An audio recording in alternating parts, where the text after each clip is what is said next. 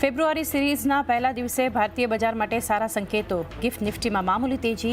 મોટાભાગના એશિયાના બજાર ઉપર. ગઈકાલે અમેરિકાના બજારોમાં પણ રહી ખરીદદારી. ડાઉ જોન્સ સૌથી વધારે 170 પોઈન્ટ્સ વધ્યો.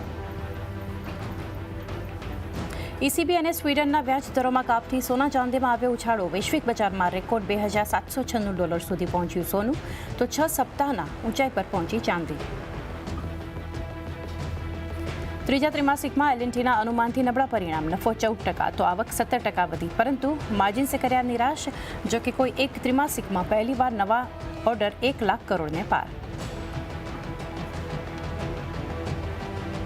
અનુમાન મુજબ જ સુસ્ત રહ્યા ટાટા કન્ઝ્યુમરના Q3 નંબર્સ. 5% ઘટ્યો નફો. માર્જિનમાં પણ જોવા મળ્યું દબાણ. ત્યાં જ ત્રીજા ત્રિમાસિકમાં બેંક ઓફ બરોડાની અસેટ ક્વોલિટીમાં જોવા મળ્યો સુધાર, પરંતુ નેટ ઇન્ટરેસ્ટ માર્જિન્સ પર દબાણ. ત્રીજા ત્રિમાસિકમાં બાયોકોનના નબળા પરિણામ. નફો 90% ઘટ્યો. આવક અને માર્જિન્સ પણ 3%થી વધુ ઘટ્યા.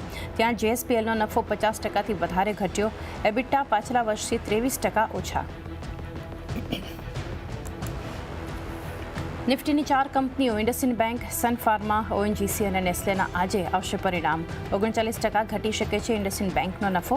વ્યાજથી આવકમાં આશરે 2%નો વધારો શક્ય. સાથે જ મેરિકો, બંધન બેંક સહિત વાયદાની 10 કંપનીઓના પરિણામ પર રહેશે ફોકસ. અને આજથી શરૂ થશે સંસદનું બજેટ સત્ર. પહેલા રાષ્ટ્રપતિનું અભિભાષણ, ત્યારબાદ 12 વાગ્યે નાણામંત્રી નિર્મલા સીતારામન રજૂ કરશે આર્થિક સર્વે.